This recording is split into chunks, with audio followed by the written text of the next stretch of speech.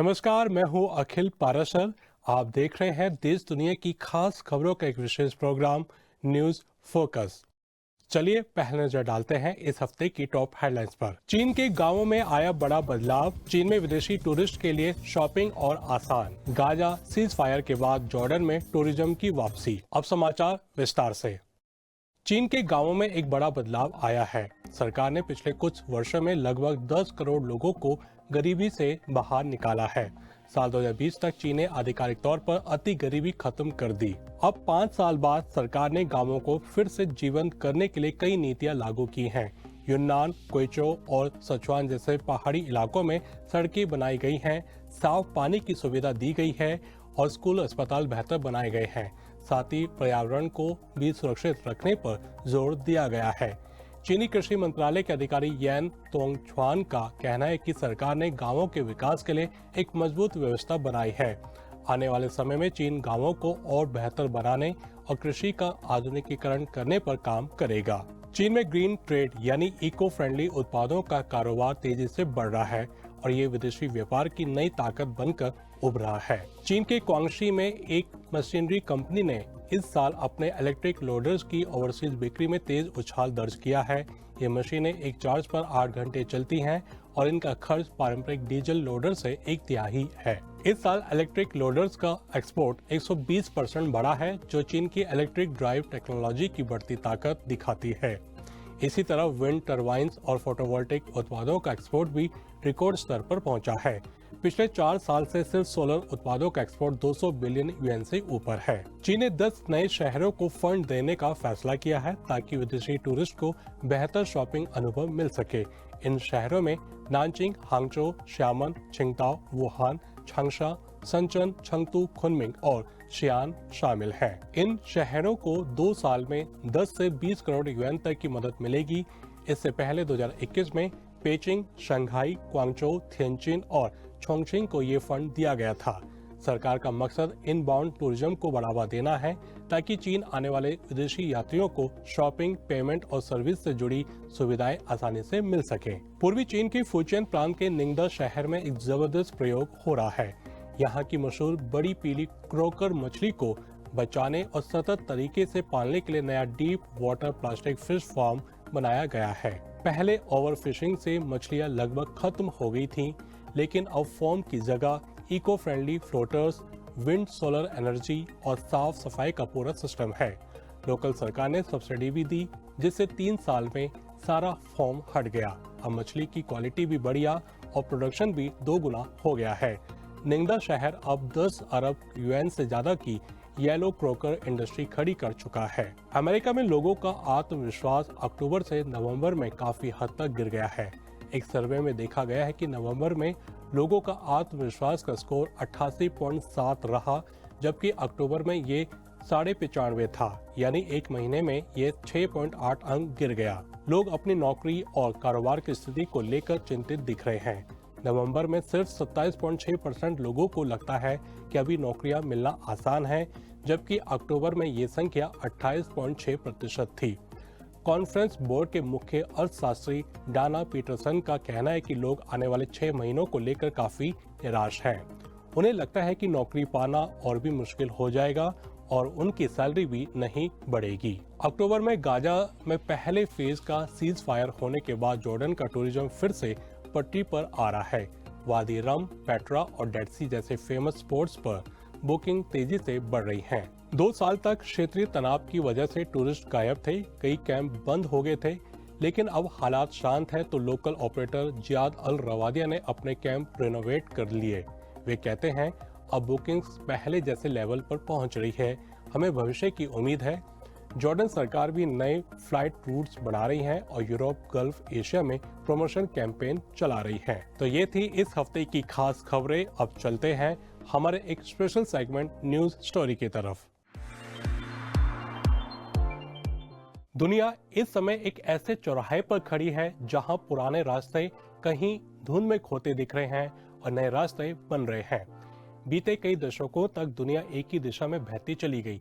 एक ध्रुवीय व्यवस्था थी, शक्ति का संतुलन पश्चिम की मुट्ठी में था और वैश्विक राजनीति की धुन उन्हीं के इशारों पर बजती थी। लेकिन समय का पहिया जब घूमता है तो बड़े बड़े ढांचे भी चरमराने लगते हैं। आज दुनिया में सवाल ये नहीं कि शक्ति किसके पास है, सवाल यह है कि इस शक्ति का इस्तेमाल कौन समझदारी से करेगा। यही वह क्षण है जब ध्यान एशिया की ओर मुड़ता है, खासकर भारत और चीन की ओर, जो न केवल एशिया के बल्कि दुनिया के भविष्य को आकार देने में महत्वपूर्ण भूमिका निभाने की क्षमता रखते हैं। चीन का उदय किसी रातों रात बदले हालात का नतीजा नहीं था। यह लंबे समय की सोच, मेहनत और लगातार सुधारों का नतीजा है। 1970 और 80 के दशक में जब चीन ने दुनिया के लिए अपने दरवाजे खोले तो कई देशों ने उस दिशा में कदम बढ़ाने की कोशिश की, लेकिन अंत में जीत उसी की होती है जिसकी योजनाएं उसकी जमीन के हिसाब से अनुकूल हो। आज उसकी तेज आर्थिक वृद्धि, टेक्नोलॉजी में प्रगति और उद्योगों का विस्तार उसे ग्लोबल पावर्स की लाइन में मजबूती से खड़ा करता है। चीन की सबसे दिलचस्प बात यह है कि वह लंबी दूरी की दौड़ दौड़ता है। उसकी नीतियां आज नहीं बल्कि आने वाले 20 से 30 साल को ध्यान में रखकर बनाई जाती हैं। यही उसकी ताकत भी है। अब आते हैं भारत पर। भारत एक ऐसा देश है जो हजारों साल पुरानी सभ्यता की विरासत लेकर चलता है। यहाँ लोकतंत्र की धड़कन है, विविधता की महक है और संवाद की परंपरा है। वहीं चीन एक विशाल संगठित राजनीतिक ढांचा रखता है जो स्थिरता और तेजी से निर्णय लेने की क्षमता देता है। दोनों रास्ते अलग हैं, सोच अलग है, लेकिन गहराई से देखें तो दोनों सभ्यताएं जीवन के प्रति एक संतुलित, व्यवहारिक और लंबी सोच रखने वाली हैं। भारत और चीन जब एक वाक्य में बोला जाता है तो सच कहें तो ये सिर्फ दो देश नहीं, ये दो संस्कृतियां हैं, दो बड़े विचार हैं, दो विशाल जन समूह हैं जो मिलकर दुनिया की आबादी का 35% से भी ज्यादा हिस्सा बनाते हैं। एशिया की रीढ़ यही दोनों देश हैं और दुनिया का भविष्य शायद उतना पश्चिम में नहीं तय होगा जितना पूर्व में तय होने लगा है। मानते हैं कि भारत और चीन के बीच चुनौतियां हैं, सीमा विवाद है, भरोसे की कमी है और कभी कभी बयानबाजी भी थोड़ी तीखी हो जाती है। ये सब इतिहास और भूगोल के हिस्से रहे हैं, इसे नकारने की आवश्यकता नहीं। लेकिन सोचने वाली बात यह है कि क्या मतभेद किसी रिश्ते को रोक देते हैं? हरगिज नहीं। मजबूत देशों की यही पहचान होती है कि वे मतभेदों के बीच भी सहयोग की जगह तलाश लेते हैं। व्यापार इसका सबसे अच्छा उदाहरण है। चीन आज भारत के सबसे बड़े व्यापारिक साझेदारों में शामिल है। भारतीय फार्मा, IT और कृषि चीन में अपनी पहचान बना रहे हैं। वहीं चीन की मशीनरी, इलेक्ट्रॉनिक्स और टेक्नोलॉजी भारत की अर्थव्यवस्था को गति देती है।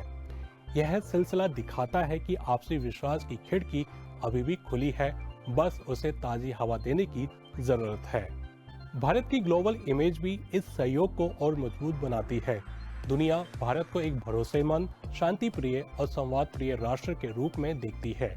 भारत की यह प्रतिष्ठा संबंधों को स्थायी बनाने में बड़ी भूमिका निभाती है। चीन का मॉडल अक्सर दुनिया के सामने एक उदाहरण बनकर आता है। उसकी स्थिरता, उसके विकास की गति और उसके लंबे समय की योजनाएं कई देशों को प्रेरित करती हैं। वहीं भारत का मॉडल लोकतांत्रिक ऊर्जा, विविधता, नवाचार और सामाजिक संतुलन का अनूठा मेल है। दोनों मॉडल एक दूसरे से एकदम अलग हैं, लेकिन तुलना के बजाय एक दूसरे को समझना ज्यादा फायदेमंद है।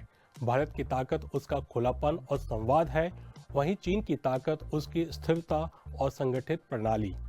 दोनों की अपनी अपनी मजबूती है। दोनों मिलकर एशिया और दुनिया को बेहतर दिशा दे सकते हैं। दुनिया को अब ये फैसला करना है कि क्या वह शीत युद्ध जैसी सोच से बाहर निकलेगी या नहीं।